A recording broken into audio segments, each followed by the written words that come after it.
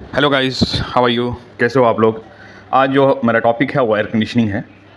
और बहुत से मैन्युफैक्चरर्स अभी मार्केट में हैं जो ये बताते हैं कि हमारा जो एयर कंडीशन है और बहुत अच्छी कूलिंग करता है, बहुत अच्छा उसका परफॉर्मेंस है। लेकिन most of the people don't know, बहुत सारे लोगों को ये पता नहीं है कि एयर कंडीशनिंग कूलिंग के लिए नहीं होता है।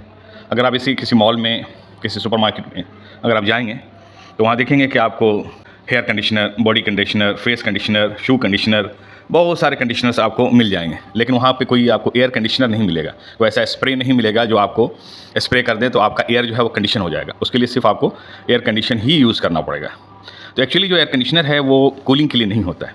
अगर एयर कंडीशनर में 4-5 चीज़ें नहीं हैं तो वो एयर कंडीशनर नहीं है। आपको मैन्युफैक्चरर, आपको सप्लायर, आपको डीलर्स आपको बेवकूफ़ बना रहे हैं और आपके हेल्थ के साथ वो मजाक कर रहे हैं, खिलवाड़ कर रहे हैं। नाउ वी विल गो कि हम लोग जो है वो 4-5 चीज़ें क्या हैं जो एयर कंडीशनिंग में होनी चाहिए, तब जाकर वो एयर कंडीशन कहला जाता है।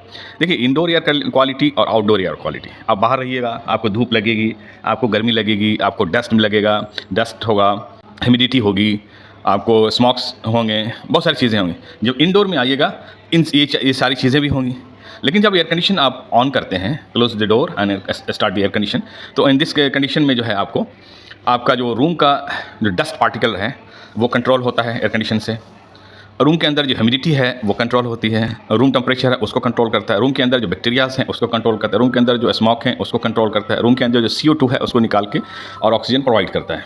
ओके, तो अगर ये 4-5 चीज़ें नहीं हैं तो आप उसको एयर कंडीशन नहीं कर सकते हैं, क्योंकि आपका एयर कंडीशन हुआ ही नहीं। Just cooling is not air conditioning.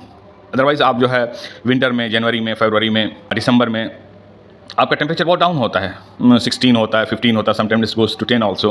Okay, लेकिन उसमें आपको डस्ट मिलेगा, उसको ह्यूमिडिटी मिलेगी, उसमें आपको बैक्टीरियाज मिलेंगे, उसमें आप स्मोक मिलेगा, उसमें आपको CO2 मिलेगा, ये सारी चीज़ें उसमें मिलेंगी। तो ठंडा का मतलब ये नहीं कि जो है आपने आपका एयर जो है वो कंडीशन हो गया। इसलिए आप अभी भी मार्केट में बहुत सारे सप्लायर्स हैं, बहुत सारे मैन्युफैक्चरर्स हैं, कोई ये चीज़ आपको बताएगा नहीं।